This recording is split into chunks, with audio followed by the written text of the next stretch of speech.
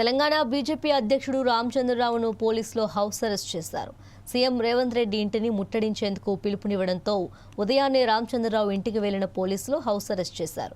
లోక్సభలో మహిళా రిజర్వేషన్ బిల్లును కాంగ్రెస్ అడ్డుకుంటుందంటూ రేవంత్ ఇంటి ముట్టడికి బీజేపీ సిద్ధమైంది. దీంతో పోలీసులు రంగంలోకి దిగారు. మరోవైపు పోలీసులు తనను నిర్బంధించడంపై ఆయన ఆగ్రహం వ్యక్తం చేశారు. నారీ శక్తికి ద్రోహం చేసిన కాంగ్రెస్ను వదిలిపెట్టేది లేదని రామచంద్రరావు హెచ్చరించారు. మరోపక్క కాంగ్రెస్ వైఖరికి నిరసనగా ఈరోజు దేశవ్యాప్త ఆందోళనకు పిలుపునిచ్చామన్నారు. పోలీసులు తనను హౌస్ అరెస్ట్ చేశారని, అయినా తమ పార్టీ శ్రేణులు, నాయకులు రేవంత్ రెడ్డి ఇంటిని ముట్టడిస్తారని హెచ్చరించారు. దేశంలో ఇంకా రాచరిక పాలన కావాలని కాంగ్రెస్ భావిస్తుందని మండిపడ్డారు. ఒక్క ముస్లిం సమాజానికి మేలు చేసేందుకు ఈ డ్రామా ఆడుతున్నారని ఆరోపించారు. దేశ ప్రజలు, తెలంగాణ సమాజం కాంగ్రెస్ పార్టీకి తగిన విధంగా బుద్ధి చెప్పాలని అన్నారు. బానిస మనస్తత్వంతో కాంగ్రెస్ పార్టీ వాళ్ళ నాయకులు నిన్న వ్యవహరించిన తీరు మనం అందరం కూడా చూసినాం. కాంగ్రెస్ పార్టీ ఏదైతే ఒక విదేశీ స్థాపించాడో ఏఓ హ్యూమ్స్, బ్రిటిష్ స్థాపించినటువంటి ఒక కాంగ్రెస్ పార్టీకు ఒక ఇటాలియను దాని ఒక అధినేతగా ఉంటూ ఈరోజు ఆ కుటుంబానికి కాంగ్రెస్ నాయకులు మొత్తం కూడా బానిసంగా ఒక బానిసత్వంతో పనిచేస్తున్నటువంటి నాయకులు మనం చూస్తున్నాం.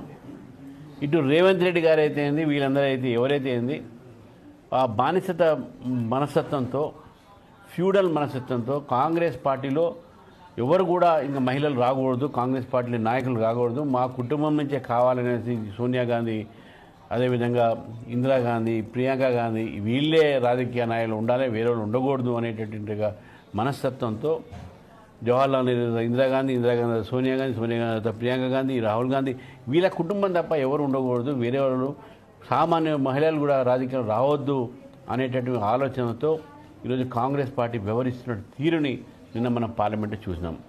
33% మహిళలకు రిజర్వేషన్లు 2023లో సపోర్ట్ చేసి ఆ బిల్లు పాస్ అయిన తర్వాత ఈరోజు దానికి వ్యతిరేకంగా ఓటేశారంటే ఈ కాంగ్రెస్ పార్టీ, ఇండియా అలయన్స్ కూడా మహిళలకు వ్యతిరేకంగా ఉన్నారు. ఒకటి, వాళ్ళ సంబంధించినటువంటి కుటుంబ సభ్యులు ఉండరు కాబట్టి, ఒకటి సామాన్యులకు అవకాశం వస్తుంది కాబట్టి, రెండు, మూడోది ముస్లింలకు రిజర్వేషన్ ఇవ్వాలి అని అడిగినటువంటి ఇండియా అలయన్స్ ఇవ్వము అనేటువంటి ప్రభుత్వం స్పష్టంగా చేస్తే దానికి కూడా వీళ్ళు డిఫీట్ చేయడం జరిగింది.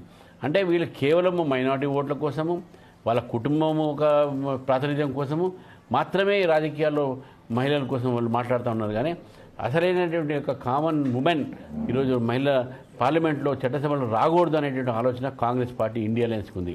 నిన్న ఓడించినటువంటి ఒక ఏదైతే ఉందో ఆ ఓటమి ఏదైతే ఉందో మహిళల ఓటమిగా భావించాలి. ఈరోజు ఈ దేశంలో మహిళలు ఎంతో సంతోషపడి ఈరోజు మాకు రిజర్వేషన్స్ రాబోతా ఉన్నాయంటే దాన్ని ఇప్పుడు కాదు 32 సంవత్సరాల నుంచి కూడా కాంగ్రెస్ పార్టీ ఏదో రకంగా బిల్లుని పార్లమెంట్లో ఆపుతూ ఉన్నారు. నేను మొన్న చెప్పాను ప్రెస్ కాన్ఫరెన్స్లో, ఈ యొక్క దక్షిణాది ఉత్తరాది భోగి ఏదుందో ఈ అంశాలన్నీ కూడా పనికిరాని అంశాలు, కేవలం రెచ్చగొట్టడానికి తీసుకొచ్చిన అంశాలు. ఇది ఇంకో విషయం తీసుకొచ్చిన హైబ్రిడ్ వెరైటీ. ఈ హైబ్రిడ్, ఈ దక్షిణ ఉత్తరాది కేవలం ఉమెన్ రిజర్వేషన్, మహిళా రిజర్వేషన్ వ్యతిరేకించటానికే తీసుకువచ్చినటువంటి ఒక అంశాలు. మీరు ఎప్పుడు కూడా స్టేట్మెంట్ మీ మహిళా రిజర్వేషన్ వ్యతిరేకం కాదు అంటున్నారు కదా, మహిళా రిజర్వేషన్ వ్యతిరేకం కాదు అంటేనే మీరు ఎందుకు ఓటు ఇట్లేశారు మళ్ళీ? అంటే మహిళలకు రిజర్వేషన్ ఇవ్వాలని లేదు, మీకు లేదు, మీ ఇండియన్ అలయన్స్ పార్ట్నర్ లేదు. కాబట్టి ఈరోజు మా మహిళలు, మా పార్టీలో ఉన్నటువంటి యువకులు అందరూ కూడా ముఖ్యమంత్రి గారి ఇంటి మీద ముట్టడికి మేము బయలుదేరుతుంటే మమ్మల్ని హౌస్ అరెస్ట్ చేయడం జరిగింది. ఈ హౌస్ అరెస్ట్ని కూడా ఇదొక మాకు ముట్టడి కూడా చేసేటటువంటి అవకాశం కూడా ఇవ్వట్లేదు. అటు మహిళా రిజర్వేషన్ అడ్డుకుంటున్నారు, ఇక్కడ మా కార్యక్రమాన్ని అడ్డుకుంటున్నారు. దీన్ని భారతీయ జనతా పార్టీ తీవ్రంగా ఈ యొక్క విషయం మీద నల్ల రోజుగా నేను భావించాము. ఈరోజు మొత్తం ఎమర్జెన్సీ కన్నా చీకటి రోజులు తీసుకొస్తుంది కాంగ్రెస్ పార్టీ తెలంగాణ.